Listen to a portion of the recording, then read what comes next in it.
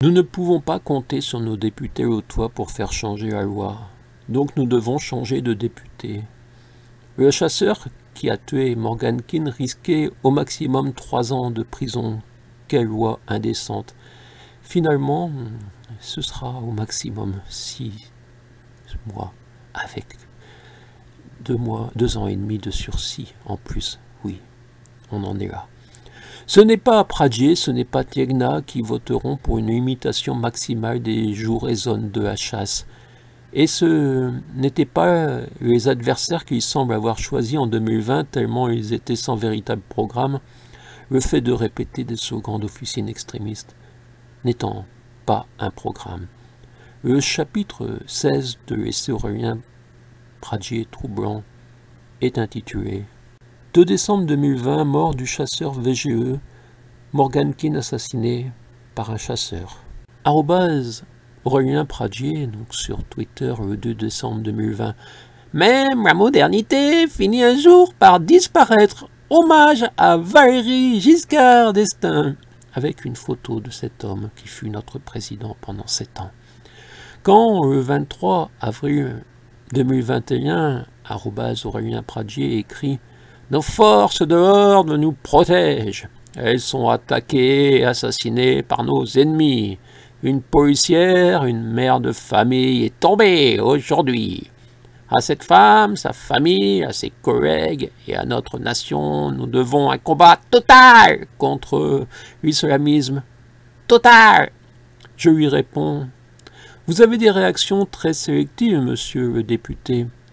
Est-ce émotion, opportunisme ou communication? Quand le 2 décembre 2020, Morgan Keane fut assassiné par un chasseur à 38 km de la Bastide Murat, on note votre absence de message public.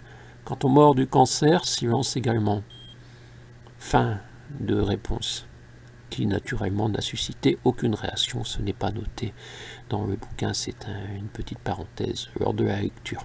La modernité du tueur d'éléphants. Une autre citation. La radio nous a annoncé ce midi que le président de la République, au moment où le franc dégringole et où tout va mal en France, a tué 4 éléphants. Notez Simenon, le 17 août 1976. Une nouvelle parenthèse pour vous signaler que dans cet essai, il y a quelques témoignages de Georges Simenon comme sur M. Charles de Gaulle. Le 2 décembre 2020 à Calvignac, je reprends la lecture de cet essai. Morgan Keane, 25 ans, tranquillement sur un terrain près de son habitation, est mort du coup de fusil d'un chasseur. Il paraît qu'en France, on doit parler d'accident de chasse et non d'assassinat. Porter un fusil de chasse est, selon moi, une circonstance aggravante et non atténuante, comme la prétendue justice l'affirme. Il fut un temps où les fous du volant rentraient chez eux peinards après avoir assassiné, causé un malencontreux accident mortel.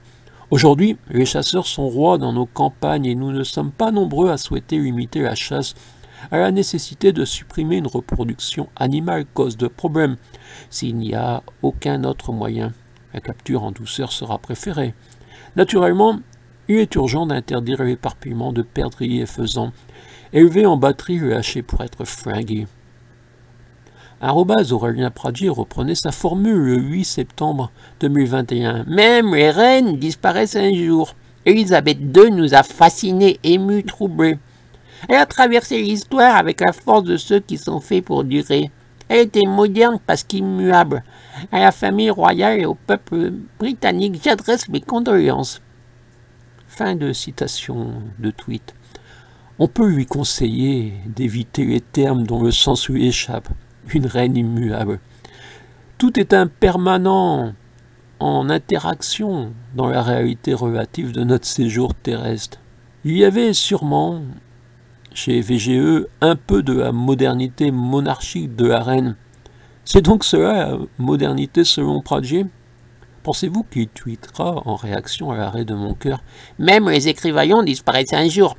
Ternoise nous a emmerdés, énervés, troublés. Si sa mort n'est pas dans la dépêche, c'est qu'il n'a jamais existé, n'a jamais rien publié. Il était spirituel parce qu'incapable d'être moderne, milliardaire.